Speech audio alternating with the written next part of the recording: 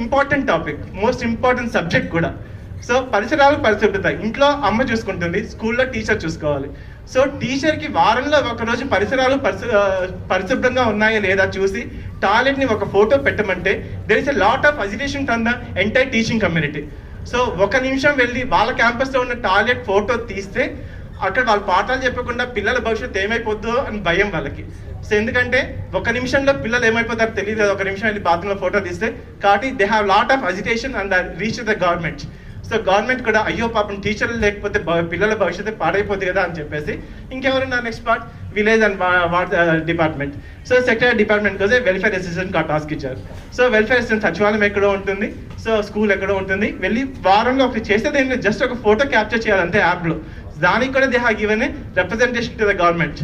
So మేము ఈ పని చేయలేదు, మేము చదువులు ఏంటి, మేము చదువుకున్నది ఏంటి, మేము ఎందుకు ఇవ్వాలి అని వాళ్ళే అంతగా ఫీల్ అయిపోతే.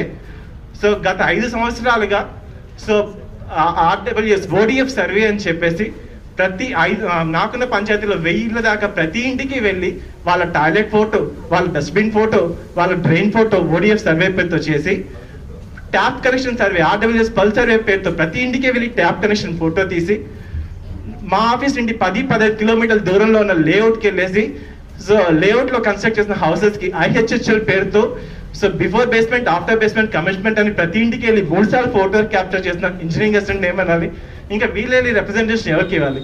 So we are not doing that part. ఎందుకంటే ఏదైనా ఒక టాస్క్ అసైన్ చేస్తే అది మా జాబ్, మేము చేయాలి అని ఫీల్తో మనం చేస్తున్నాం తప్ప ప్రతిదానికి రిప్రజెంటేషన్ తీసుకెళ్ళి చేయడం కొద్దిగా లేట్ అవుద్దేమో కానీ but we are doing each and every task and we are trying to reach our targets.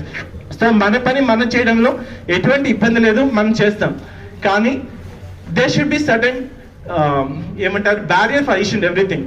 So ఒక లెవెల్ దాటేసిందంటే వర్క్ చేయడం కూడా అంత ఈజీ టాస్క్ ఏమీ కాదు. ఎందుకు అంటే we'll be having 4 or 5 departments we are working with. So we are working with the PR department, RWS department, housing department, so secretariat MPDO sir and MRO department ఎందుకంటే BLO work చేస్తున్నాం కాబట్టి. So ఇన్ని department work చేస్తుంటే parallel గా ప్రతి department కూడా work చెప్తూ పోయింది అంటే so we are also the human beings. So as we are also the human beings, definitely we can execute a task with different time spans. నేను కూడా ఒప్పుకుంటాను మన జాబ్ చార్ట్ ప్రకారం engineering assistants are going to be the multi task engineers at the grass root level. I'm repeating, multi task engineers at the grass root level. అంటే ప్రతి department work కూడా చేయాలి, మన జాబ్ చార్ట్ అదే చేస్తాం కూడా. But do remember we are not the simultaneous engineers. ఒకే టైంలో అన్ని పనులు ఎగ్జిక్యూట్ చేసే అంత సామర్థ్యత లేదు. సో బాగున్న టైం 24 hours డే. ఆ 24 hours-లోనే అన్ని పనులు అంటే with in span of 1 or 2 hours-లో ప్రతి టార్గెట్ రీచ్ అయిపోవాలి, ప్రతి ఒక్క డిపార్ట్మెంట్ యొక్క టార్గెట్ రీచ్ అయిపోవాలంటే అంత ఈజీ కాదు. నిన్న మొన్న ఒక ఏఈస్ అసోసియేషన్ ఒక రిప్రజెంటేషన్ ఇచ్చారు. దాంట్లో ఏముందంటే సో వీకెండ్స్లో స్ప్రెడ్షీట్స్ అన్ని ఫార్వర్డ్ చేస్తున్నారు. సో మాకు వర్క్ ప్రెషర్ పెరిగిపోతుంది, వర్క్ లైఫ్ని బ్యాలెన్స్ చేసుకోలేకపోతున్నామని. అదే నిజమైతే ఇక ఇన్ని డిపార్ట్మెంట్స్ వర్క్ ప్రెషర్ హ్యాండిల్ చేస్తున్న ఇంజనీరింగ్ అసిస్టెంట్స్ ఏమన్నా తెలియదు. ఎందుకంటే let me share one of the important messages what I have received. ఎవరినో అనాలని కాదు కానీ ఎందుకంటే మేము ప్రైమ్ తిరుపతి రూరల్ లొకేషన్లో ఉన్నాం. ఏ చిన్న టాస్క్ వచ్చినా కూడా ఫస్ట్ మాకే వస్తుంది. సో దాంట్లో ఏంటంటే one of the most important festivals రీజన్గా మనం సెలబ్రేట్ చేసిన వినాయక చవితి. సో వినాయక చవితి కూడా సెలబ్రేట్ చేసుకునే సిచ్యువేషన్లో ఇంజనీరింగ్ అసిస్టెంట్స్ ఉన్నారు. So it's the real fact. ఎందుకంటే లాస్ట్ ఇయర్ వినాయక చవితి అప్పుడు we have certain things like so Vinayaka idol to be distributed. Morning 6 to 10 o'clock Vinayaka Chavithi festival రోజు ప్రతి ఇంటికి వెళ్ళి వినాయక ఐడల్స్ డిస్ట్రిబ్యూట్ చేస్తాం లాస్ట్ వినాయక చవితికి. మళ్ళీ 11 to 12 ఇంట్లో పూజ చేసుకున్నాం. మళ్ళీ 12 o'clock అంతా డామినేటర్ దగ్గర అసెంబ్లీ అవ్వాలి, ఎందుకంటే అదే సీఎం ప్రోగ్రామ్ ఉండేది just like Bandobast duty evening 5 వరకు. So entire day Vinayaka Chavithi రోజు కూడా ఫ్యామిలీతో స్పే చేయలేని సిచ్యువేషన్లో మనం ఉన్నాం. సో ఈ ఇయర్ చూసామంటే just a small message what we have received on the revenue department. So BLO అందరికీ వినాయక చవితి శుభాకాంక్షలు. ఇప్పటికే అందరూ పూజా కార్యక్రమాలు పూర్తి చేసుకుని ఉంటారు. 2:30కి వచ్చిన మెసేజ్ అండి మాకు. సో ఇప్పటికే అందరూ పూజా కార్యక్రమాలు పూర్తి చేసుకునే ఉంటారు. ఇప్పుడైనా మీ పని స్టార్ట్ చేయండి. రేపటి ప్రోగ్రెస్లో లిస్ట్లో ఉంటే రెవెన్యూ డివిజన్ అధికారి ముందు మీరు హాజరు కావాలి. ఈ రోజు మీ పనిపై దృష్టి పెట్టండి. వినాయక చవితి రోజు ఫెస్టివల్ రోజు ఇంటింటికి వెళ్ళి ఓటర్ వెరిఫికేషన్కి వెళ్తే జనాలు కూడా పిక్చర్లు చూస్తారు. సో టార్గెట్స్ ఉంటాయి కానీ మరి ఇంత దారుణంగా హింసించేంత టార్గెట్స్ ఉండకూడదు అని నా intention. There should be certain coordination between all the engineering departments. ఎందుకంటే పేరెంట్ డిపార్ట్మెంట్గా మనం పిఆర్ని తీసుకున్నాం కాబట్టి RWS డిపార్ట్మెంట్కి సో ఈరోజు నాకు ఈ టాస్క్ ఉంది కాబట్టి నేను సో ఈరోజు పిఆర్కి వదిలేసేయండి, రేపు కానీ మీ టాస్క్. ఎందుకంటే ఏది ప్రయారిటీనో they should be proper prioritization between all the works to be done. So ఒకసారి మేము రేపు లోపల మీరు వర్క్ ఎగ్జిక్యూట్ చేస్తే మెమోలు ఇస్తారు అన్నారు. ఎన్ని డిపార్ట్మెంట్ మెమో ఇస్తారు సార్? ఆల్మోస్ట్ 5 డిపార్ట్మెంట్ టార్గెట్స్ మాకు ఉన్నాయని అడిగితే, సో పేరు వద్దులేండి, ఆ సార్ ఏం చెప్పారు తెలుసా?